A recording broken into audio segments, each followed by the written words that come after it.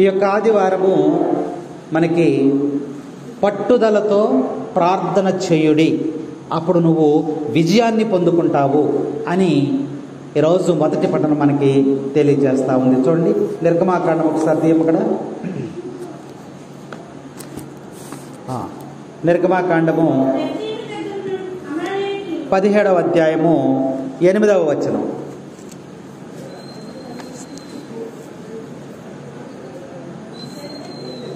చదువు. లెఫీదీము దగ్గర అమాలేకీయులు ఇజ్రాయేలీలతో యుద్ధము చేసిరి. అంతటా మోషే యెహోషువతో, నీకు తగిన వీరులను ఎన్నుకొని రేపు పొద్దుట అమాలేకీయులతో యుద్ధము చేయు వెళ్ళుము. ఇక్కడ వాక్యాన్ని మనం చూసినట్లయితే మన దైనందినటువంటి జీవితంలో, ప్రతిరోజు మన జీవితంలో అనేకమైనటువంటి అవాంతరాలు ఎదురవుతూ ఉంటాయి. మన జీవితంలో అనేకమైనటువంటి అవాంతరాలు ఎదురవుతూ ఉంటాయి. ఈ అవాంతరాలని అధిగమించటంలో మనము సతమతం అవుతూ ఉంటాం. ఒక్కొక్కరికి ఒక్కొక్క రకమైనటువంటి సమస్య వస్తూ ఉంటుంది. ఒకరికి ఆర్థిక సమస్యలు, ఒకరికి ఆరోగ్య సమస్యలు, ఒకరికి సైతాను శోధనలు, ఇలా రకరకాలైనటువంటి ఇబ్బందులు వస్తూ ఉంటాయి. వీటిని మన స్వశక్తితో, మన సొంత శక్తితో మనం ప్రయత్నం చేస్తాం. ఈ సమస్య నుండి మనం ఎలా బయటపడాలి అని మనం ప్రయత్నం చేస్తాం మనకు వచ్చిన సమస్యని. కానీ అది సాధ్యము కానప్పుడు దేవునికి మొరపెట్టుకొని ఆయన యొక్క సహాయాన్ని మనము అడుగుతూ ఉంటాం. మనము చేయవలసిన పనంతా మనం చేస్తాం, కానీ సాధ్యపడతల్లా. అప్పుడు ఏం చేస్తాం? మనము దేవుని మీద ఆధారపడతాం. ఆ ముందు మర్చిపోతాం. సమస్య ప్రారంభ దశలో మనము దేవుణ్ణి మర్చిపోతాం. మనము చేయవలసినటువంటి పనులన్నీ కూడా చేస్తాం. ఇక అది సాధ్యపడతలేదు అన్నప్పుడు ఇక ఎవరి దిక్కు లేని వాడికి దేవుడే దిక్కు అన్నట్టుగా అప్పుడు దేవుని దగ్గరికి మనం రావటం కూడా జరుగుతూ ఉంది. ఉదాహరణకి మనకి బాగా అర్థం అవ్వాలంటే ఒక పక్షిని తీసుకుందాం. సముద్రంలోనికి ఒక పడవ వెళ్తా ఆ ఒడ్డున ఉందంట. ఈ పక్షి వెళ్ళి దాని మీద కూర్చుంది. పరధ్యాసగా ఉంది. అక్కడ కూర్చుని ఏదో ఆలోచిస్తూ ఉంది. ఈలోపు ఆ పడవ ఎక్కడికి వెళ్ళిపోయింది? సముద్రంలోకి వెళ్ళిపోయింది. నడి సముద్రంలోకి వెళ్ళిపోయింది.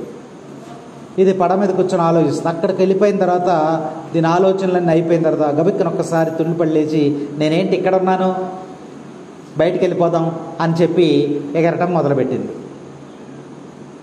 ఎగరటం మొదలుపెట్టి తూర్పు వైపుకి వెళ్ళింది. ఎంత దూరం వెళ్ళినా నీళ్ళే ఉన్నాయి, సముద్రమే ఉంది, వాడటానికి ప్లేస్ లేదు.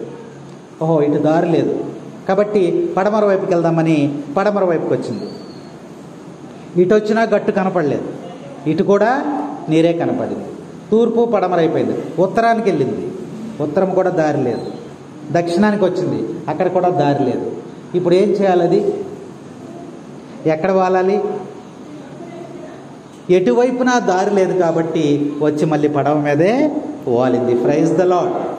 ఇందులో ఉన్నటువంటి ఉపమానంలో ఉన్న అర్థం ఏమిటి అంటే, మనకి దారి లేదు, ఇక అవకాశం లేదు, మన వల్ల కావటం లేదు, మన ఆలోచన సరిపోవటం లేదు, మన శక్తి సరిపోవటం లేదు అనుకున్నప్పుడు మనం ఎవరి మీద ఆధారపడుతున్నాం? దేవుని మీద ఆధారపడుతున్నాం.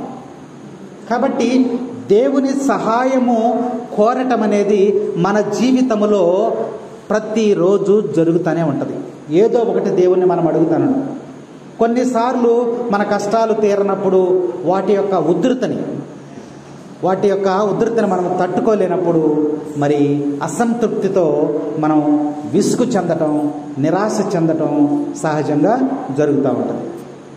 దేవుడు నా ప్రార్థన ఆలకించలేదని, నా మొర ఆలకించలేదని, దేవుడు నాకు ఏ విధమైనటువంటి సహాయము చేయలేదని మనం వెంటనే విశ్వాసాన్ని కోల్పోయేటటువంటి ప్రమాదం కూడా ఉంటూ ఉంది.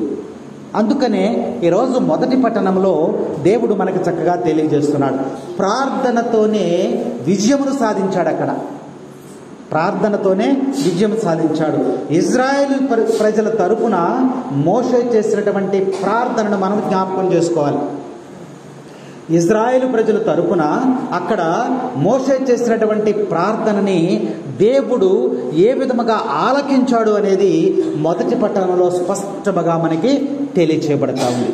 కాబట్టి మోషే ప్రార్థన ఆలకించినటువంటి దేవుడు నీ ప్రార్థన నా ప్రార్థన కూడా ఆలకిస్తాడనేటువంటి విశ్వాసాన్ని మనము కలిగి ఉండాలనేది ఈ యొక్క మొదటి పట్టణం యొక్క ఉద్దేశం. నువ్వు ప్రార్థనలో జయం ఉంటుంది, నీకు ప్రార్థనలో విజయం ఉంటుంది, ప్రార్థనలో నీకు గెలుపు ఉంటుంది, ప్రార్థనలో నీకు ధైర్యం వస్తుంది, ప్రార్థనలో నీకు స్వస్థత వస్తుంది, ప్రార్థనలో నీకు మేలు జరుగుద్ది, ప్రార్థనలో నీకు ఆశీర్వాదం వస్తుంది, ప్రార్థనలో నీకు దీవెనలు వస్తాయి. అందుకనే మొదటి పట్టణం ఈరోజు మనకి తెలియజేస్తా ఉంది. చూడండి, అక్కడ అమాలేకు రాజు తన సైన్యముతో ఇశ్రాయేలు ప్రజలపై దండెత్తి వచ్చినప్పుడు మోషే ఎలా ఆదేశించాడు. ఏమని? అతడు మోషే యెహోషువాకి చెప్పాడు ఈ మాటలు. ఎవరు? మోషే. ఏమని చెప్పాడు?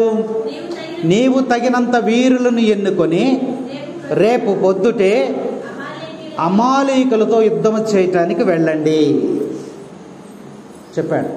ఈ యొక్క అమాలేకుల రాజు ఇశ్రాయేలు ప్రజల మీదకి యుద్ధం చేయడానికి వస్తున్నాడు. అది తెలిసి మోషే ప్రార్థన చేశాడు, దేవునితో మాట్లాడాడు. మాట్లాడినప్పుడు ఆయన యెహోషువతో చెప్తున్నాడు. ఏమంటున్నాడంటే, ఇదిగో ఇక్కడ ప్రజలు ఉన్నారు కదా, వీళ్ళ సైన్యాన్ని వీళ్ళని తీసుకుని నువ్వేం చేస్తావంటే ఈ ప్రజలందరూ కొందరు మనుషులను ఎన్నుకొని అమాలేకులతో యుద్ధం చేయడానికి నువ్వు వెళ్ళు. మరి మోషే ఏం చేస్తాడు? నువ్వు తీసుకుని వెళ్ళమన్నాడు కదా, మోషే ఏం చేస్తాడు? చదవమ్మా.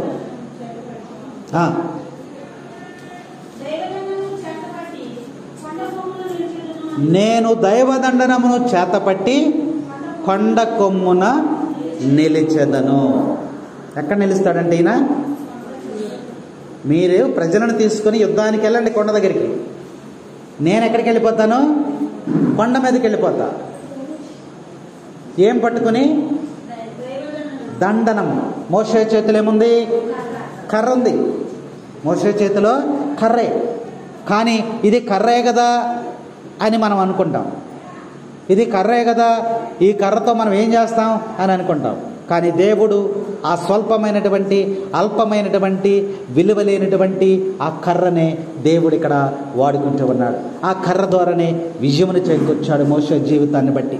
కాబట్టి నువ్వు ప్రజలను తీసుకుని అక్కడికి వెళ్ళు, కొండ దగ్గరికి వెళ్ళు. నేను కొండ మీదకి వెళ్తా. కొండకి వెళ్ళేటప్పుడు ఎవరిని తీసుకెళ్ళడమ్మా? చదువు తర్వాత చదువు. యెహోషువ మోషే చెప్పినట్లే చేసి అమాలేకులను ఎదుర్కొనుటకు వెళ్ళెను. మోషే అహరోనును హూరు కొండ మీదకు వెళ్ళిరి. మోషే అహరోను హూరు కొండ మీదకి వెళ్ళారు, పైకి వెళ్ళారు, పర్వతం మీద శిఖరానికి వెళ్ళిపోయారు. యుద్ధం చేయడానికి వచ్చిన ప్రజలు ఎక్కడ ఉన్నారు? కొండ కింద ఉన్నారు. అమాలేకులు అక్కడికి వచ్చారు. వారికి వీరికి యుద్ధం జరుగుతూ ఉంది. వారికి వీరికి యుద్ధం జరుగుతూ ఉంది. జరుగుతూ ఉన్నప్పుడు మోషే చేసినటువంటి పనిని మనం జ్ఞాపకం చేసుకోవాలి. ఇక్కడ ఆధ్యాత్మికంగా మనం ఆలోచన చేసినట్లయితే యుద్ధము అని అంటే మనం ఆలోచన ఏంటమ్మా? యుద్ధము అంటే అది శారీరకమైనటువంటి బాహ్యమైనటువంటి యుద్ధం. కానీ ఇక్కడ ఆధ్యాత్మికంగా మనం ఆలోచన చేసినట్లయితే యుద్ధము అంటే మన అంతరంగం. యుద్ధం అంటే ఏంటి? మన అంతరంగం. మన అంతరంగంలో అనేకమైనటువంటి యుద్ధాలు జరుగుతూ ఉంటాయి. అవి బయటికి కనపడవు. అంతరంగంలో అనేకమైన యుద్ధాలు జరుగుతూ ఉంటాయి. ప్రభువు బోధించినటువంటి అంశం ఏమిటంటే ఇక్కడ ఇదిగో మోషే చేసినటువంటి కొండ మీదకి వెళ్ళి చేసినటువంటి ప్రార్థనని దేవుడు ఇక్కడ మనకి తెలియజేస్తా ఉన్నాడు. మోషే వెళ్ళి ఏం చేశాడు అక్కడ మోషే తన చేతులను పైకెత్తి ప్రార్థన చేస్తున్నాడు. ఎవరి కోసం ప్రార్థన చేస్తున్నాడు? ఇశ్రాయేలు ప్రజలు యుద్ధములో విజయమును సాధించాలి. కొండ కింద యుద్ధం జరుగుతుంది. ఇశ్రాయేలు ప్రజలకి అమాలేకీలకి ఈ యుద్ధంలో ఎవరు గెలవాలని ప్రార్థన చేస్తున్నాడు మోషే? ఇశ్రాయేలు ప్రజల యుద్ధం విజయం రావాలని ప్రార్థన చేస్తున్నాడు. కొండ మీద చేతులెత్తి ప్రార్థన చేస్తున్నాడు. చేతులెత్తి ప్రార్థన చేస్తున్నంతసేపు కూడా ఎవరు గెలుస్తున్నారు? ఇశ్రాయేలు ప్రజలు గెలుస్తున్నారు. Praise the Lord, praise the Lord, praise the Lord. ఎంతసేపు ఎత్తగలం చేతులు మనం? ప్రైజ్ ద లార్డ్ అని చెప్పినప్పుడు ఎక్కువ సార్లు మనం చెప్పేసరికి కాసేపు దించేస్తాం, మనం చేతులు నొప్పి వచ్చేస్తాం.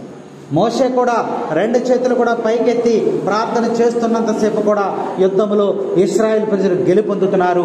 అమాలేకీయులు ఏమవుతున్నారు? చనిపోతూ ఉన్నారు. ఈ మోషేకు చేతులు పైకెత్తి నొప్పి వచ్చేసి కిందకు దించుతున్నాడు. కిందకు దించిన వెంటనే ఎవరో చనిపోతున్నారు? అక్కడ ఇశ్రాయేల్ ప్రజలు చనిపోతున్నారు, అమాలేకీయులు గెలుస్తున్నారు. ఇది గమనించారు. పక్కన ఉన్నటువంటి అహరోను హూరులు గమనించారు. గమనించి వాళ్ళు ఏం చేశారు? మోషే చేతులెత్తి ప్రార్థన చేస్తున్నప్పుడేమో ఇశ్రాయేల్ మనవాళ్ళు గెలుస్తున్నారు. ఎప్పుడైతే చేతులు దించేస్తున్నాడో అమాలేకీయులు గెలుస్తున్నారు. మరి ఈయనేమో చేతులు ఎత్తి ఎక్కువసేపు ఉంచలేకపోతున్నాడు అని చెప్పి వాళ్ళు ఏం చేశారు?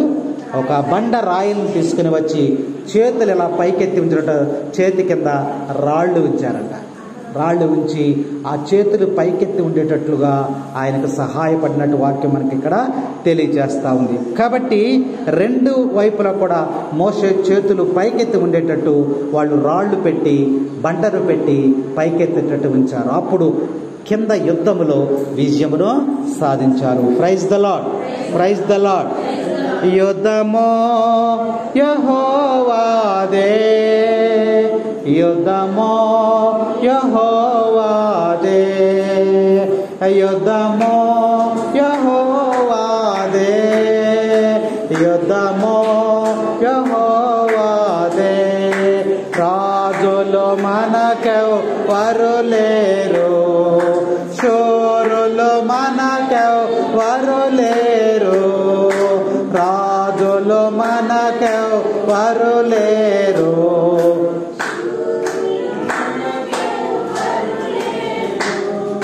సైన్యములకు అధిపతి అయినా యేసయ్యా మన అండ. యుద్ధమో యెహోవాదే, యుద్ధమో యెహోవాదే, యుద్ధమో యెహోవాదే, యుద్ధమో యెహోవాదే. లోకపు శ్రమలు ఎదురైనా సాతాను శక్తులు వెంబడించినా, లోకపు శ్రమలు ఎదురైనా సాతాను శక్తులు వెంబడించినా, పరిశుద్ధాత్ముడు మనకుండా, పరిశుద్ధాత్ముడు మనకుండా, దిగులేలా మనకింకా. యుద్ధమో యెహోవాదే, యుద్ధమో యెహోవాదే, యుద్ధమో యెహోవాదే, యుద్ధమో యెహోవాదే. Praise the Lord, praise the Lord, praise the Lord. ప్రభువునందు ప్రియ సహోదరి సహోదరులారా, ఈరోజు మొదటి పట్టణము మనకి తెలియజేస్తూ ఉంది, ప్రార్థనలో విజయం ఉంది, ప్రార్థనలో జయం ఉంది, ప్రార్థనలో నీకు ధైర్యం ఉంది, ప్రార్థనలో నీకు స్వస్థత ఉంది. ఇక్కడ మోషే ప్రార్థన చేస్తున్నంతసేపు కూడా ఇశ్రాయేలు ప్రజలే గెలిచారు. ఈ సమయంలో ఆధ్యాత్మికంగా మనం ఆలోచన చేసినట్లయితే లోకపు శక్తులు అంటే సైతాను శక్తులు నీతో యుద్ధం చేస్తూ ఉంటాయి. అంతరంగంగా అనేక శోధనలు ఉన్నాయి, అనేక బలహీనతలు ఉన్నాయి. నీ హృదయంలో నీకే తెలుసు ఏమి యుద్ధం జరుగుతుందో నీకే తెలుసు. భార్యాభర్తల మధ్య యుద్ధం, కుటుంబాల మధ్య యుద్ధం, అన్నదమ్ముల మధ్య యుద్ధం, స్నేహితులతో యుద్ధం, అనేక రకాల సమస్యలతో యుద్ధం, అనారోగ్యంతో యుద్ధం, అప్పుల బాధతో యుద్ధం, అనేక రకమైన యుద్ధాలు మన హృదయంలో జరుగుతూ ఉన్నాయి. ఈ యుద్ధంలో నువ్వు విజయం సాధించాలి అంటే, ఆధ్యాత్మికమైనటువంటి నీ హృదయంలో జరిగేటువంటి ఆ యొక్క యుద్ధాలను నువ్వు జయించాలి అంటే నీకు ఒకే ఒక ఆయుధం ఏంటంటే అది ప్రార్థన. ప్రార్థన, ఆ ప్రార్థనే నీకు విజయాన్ని చేకూరుస్తుంది. అందుకని చేతులెత్తి ప్రార్థన చేయుడి అని వాక్యం ఈరోజు మనకి చక్కగా తెలియచేస్తా ఉంది. యుద్ధంలో మరి వాడైనటువంటి కత్తులు వాడుతూ ఉన్నారు. అయినప్పటికీ కూడా మరి ఇశ్రాయేలు ప్రజల తరపున మోషే చేసిన ప్రార్థన ఏంటంటే చేతులెత్తి ప్రార్థన చేయడం. సులువైనటువంటి పని అది. ఒక కత్తి తీసుకొని యుద్ధము చేయటము కన్నా, ఒక కర్ర తీసుకొని యుద్ధము చేయటము కన్నా నువ్వు మోకరించి చేతులెత్తి ప్రార్థన చేయుట నీకెంతో విజయాన్ని చేకూరుస్తుంది అని చెప్పి వాక్యం మనకి హెచ్చరిక చేస్తూ ఉంది. ఈరోజు మొదటి పట్టణాన్ని మనం ధ్యానం చేస్తుండగా మనకి ఇక్కడ 2 అంశాలను మనము జ్ఞాపకం చేసుకోవాలి. మోషే గారిని జ్ఞాపకం చేస్తూ ఉన్నాడు. ఈ మోషే దేనికి సాదృశ్యముగా ఉన్నాడంటే యేసు ప్రభుకి సాదృశ్యముగా ఉన్నాడు. యేసు ప్రభుకి రానున్నటువంటి యేసు ప్రభువుకి సాదృశ్యముగా ఉన్నటువంటి వాక్యం మనకి హెచ్చరిక చేస్తాము. పేరు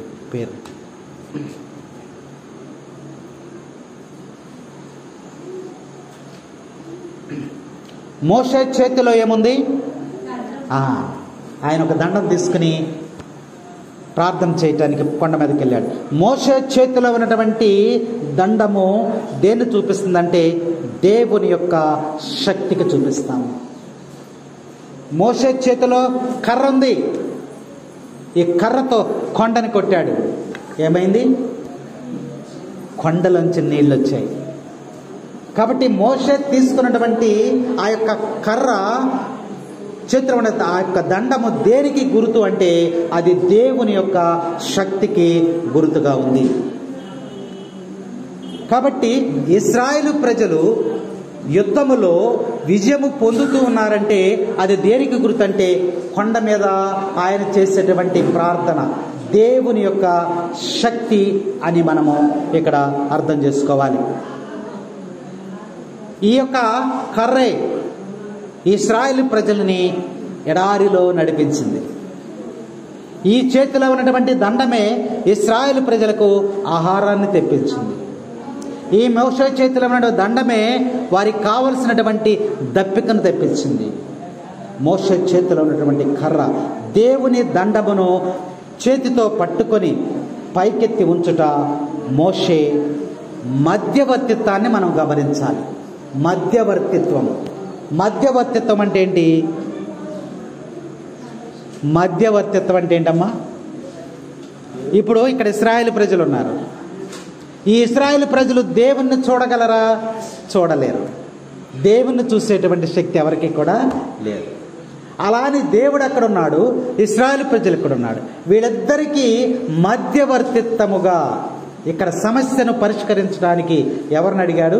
దేవునిని అడుగుతూ ఉన్నాడు. కాబట్టి దేవుని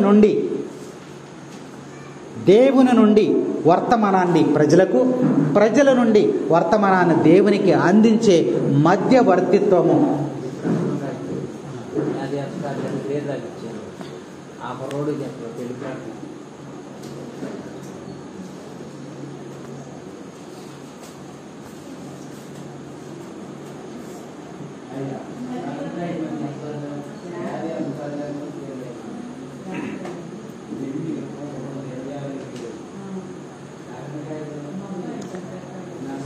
మధ్యవర్తిత్వాన్ని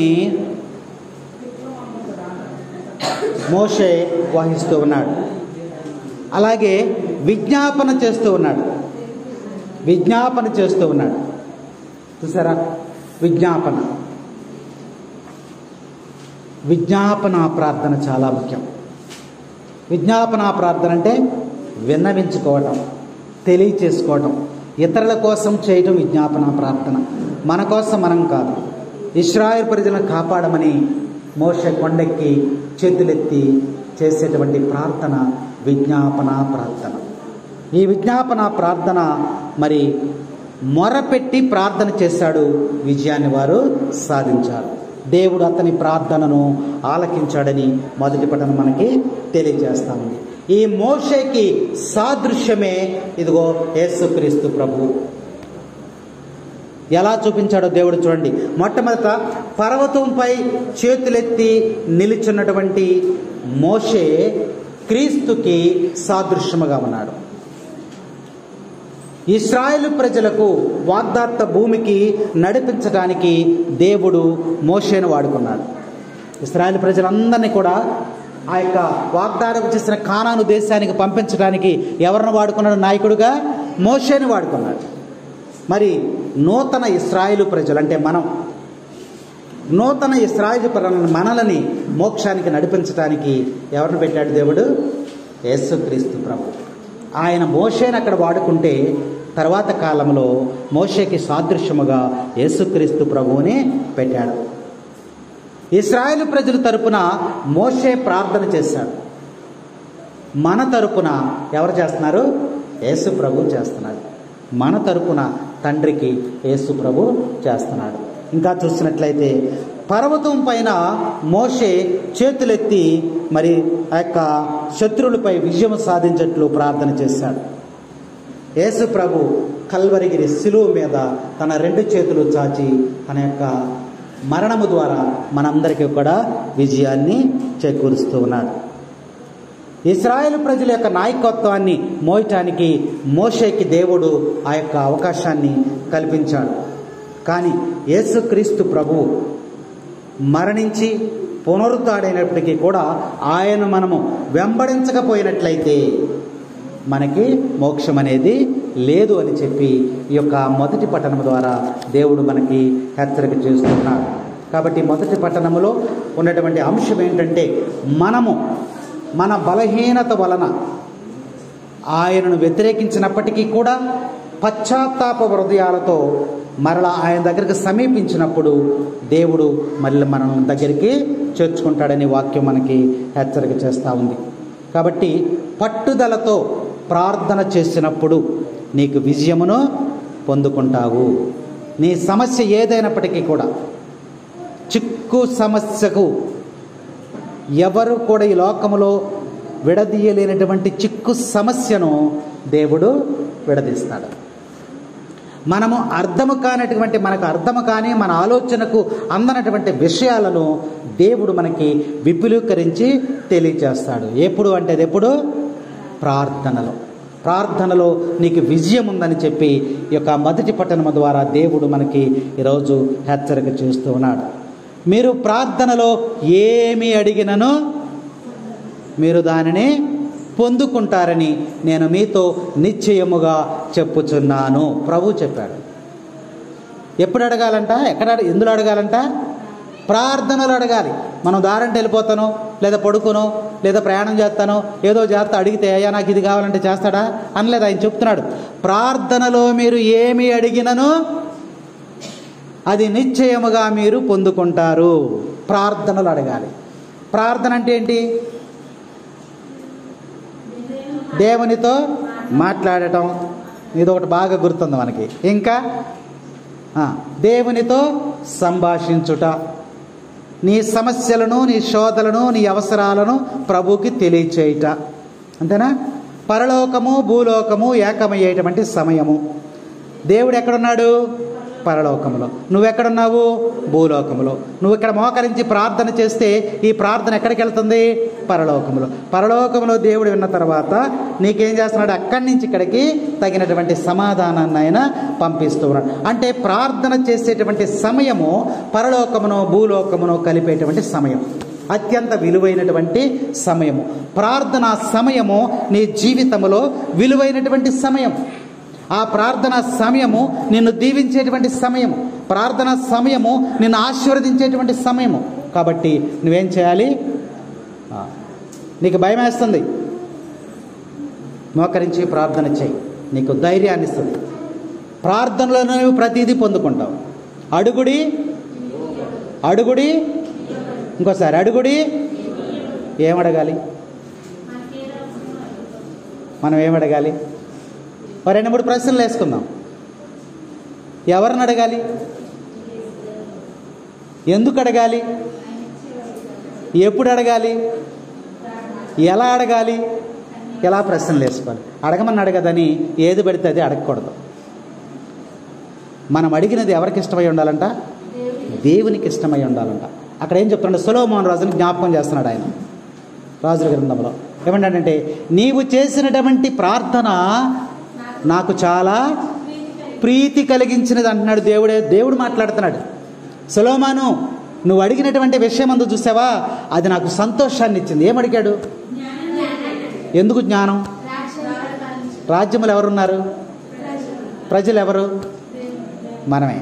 కాబట్టి రాజుగా చేసావు నన్ను, నీకు ప్రత్యేకంగా కృతజ్ఞతలు తెలియజేస్తున్నానయ్యా. రాజుగా అయితే చేశావు, కానీ ఈ ప్రజలను పరిపాలించడానికి కావాల్సినటువంటి జ్ఞానము నాకు లేదు. ఈ ప్రజలు సురక్షితముగా ఉండటానికి కావలసిన జ్ఞానాన్ని నాకు ఇయ్యయ్యా అన్నాడు. ఇది దేవునికి బాగా ఇష్టమైంది. అందుకనే సొలొమోను అంటాడు, సొలొమోను, నువ్వు చేసినటువంటి ప్రార్థన నాకు నేను చాలా సంతోషపడ్డాను. నీకు ఇస్తున్నా, నా జ్ఞానం ఇస్తున్నాను. అయితే నువ్వేం కోరుకోలేదు? ఐశ్వర్యమును కానీ దీర్ఘాయుష్యమును కానీ నువ్వు కోరుకోలేదు కదా అన్నాడు దేవుడు అన్నాడు. అంటే ఏది అడగమన్నాడు కదని చెప్పి ఏది పడితే అది మనం అడగకూడదంట. అడగకూడని కొన్ని ఉన్నాయని ప్రభువే చెప్తున్నాడు. సొలొమోను, దీర్ఘాయుష్ను నువ్వు అడగలేదు, ధనము సిరి సంపదలు నువ్వు అడగలేదు, పరిపాలించడానికి జ్ఞానాన్ని అడిగావు కాబట్టి నేను చాలా సంతోషపడ్డాను, నీకు ఇస్తున్నాను, తీసుకో. దీంతో పాటు నీకు సిరి సంపదలు కూడా ఇస్తున్నాను అన్నాడు. చూసారా? ఏం అడగకూడదంట మనం? సిరి సంపదలు అడగకూడదు, ధనము ధాన్యం అడగకూడదు, దీర్ఘాయుష్ అడగకూడదు. అదే అంటున్నాడు ప్రభు అన్నాడు కదా. కాబట్టి ప్రభువుని అడిగేటప్పుడు అడగకూడనివి కొన్ని ఉన్నాయి, అడిగేవి కొన్ని ఉన్నాయి. ఏది పడుతుంది ప్రభువుని మనము అడగకూడదు. ఆయనకి ఇష్టమైనది, ఆయన చిత్తానుసారం అడగాలంట. ఏమడగాలి? ఆయన చిత్తానుసారం అడగాలి. యేసు ప్రభు గెత్సేమని తోటలోనికి వెళ్ళి ప్రార్థన చేస్తున్నాడు. గెత్సేమను ఒక తోట దిగో, ఆ తోటలో ప్రార్థన స్థలమదిగో.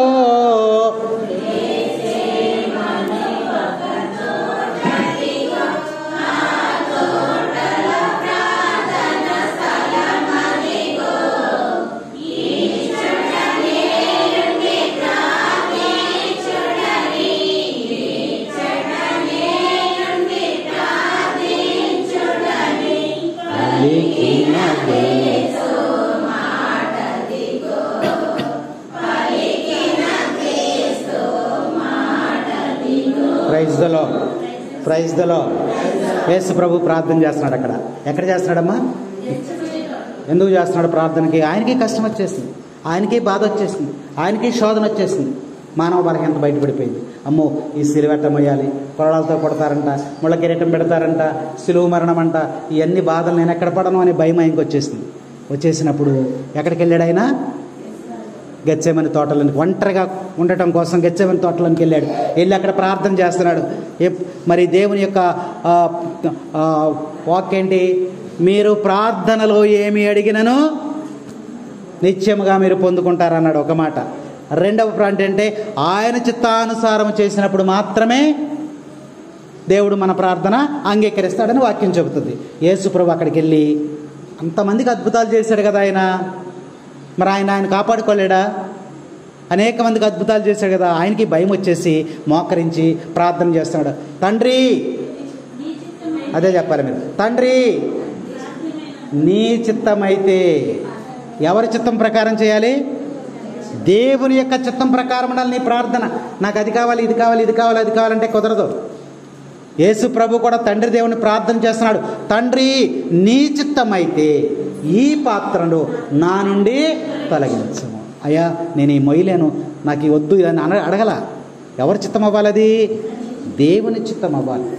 అందుకనే మనము చేసేటువంటి ప్రార్థన మనం అడుగుతాం, మన అవసరాలు అడుగుతాం. అయ్యా ఆఖరి నువ్వు అడగాలి, నీ చిత్తమైతే నాకు ఈ దయచేయ, లేదా నీ చిత్తం ఎలా ఉంటే అలాగే నా జీవితంలో నెరవేర్చయ్యా అని ఆయన చిత్త ప్రకారం చేసినప్పుడు ప్రార్థనలో నీవేమి అడిగినను ఆయన నీకు సహాయం చేయటానికి సిద్ధముగా ఉన్నాడని వాక్యం మనకి ఇక్కడ చక్కగా హెచ్చరిక చేస్తా ఉంది. కాబట్టి మొదటి పఠనము ద్వారా ఈరోజు మనం విన్నటువంటి విషయం ఏమిటి అంటే, ప్రార్థన ద్వారా నువ్వు సమస్తాన్ని కూడా పొందుకుంటావు. కాబట్టి నువ్వు ప్రార్థనలో ప్రతి విషయాన్ని దేవునితో మాట్లాడి విజయం పొందుకోవాలని, జయం పొందుకోవాలని ఈరోజు ప్రభు మనకి వాక్ ద్వారా హెచ్చరిక చేస్తూ ఉన్నాడు. మరి అలాగే చూసినట్లయితే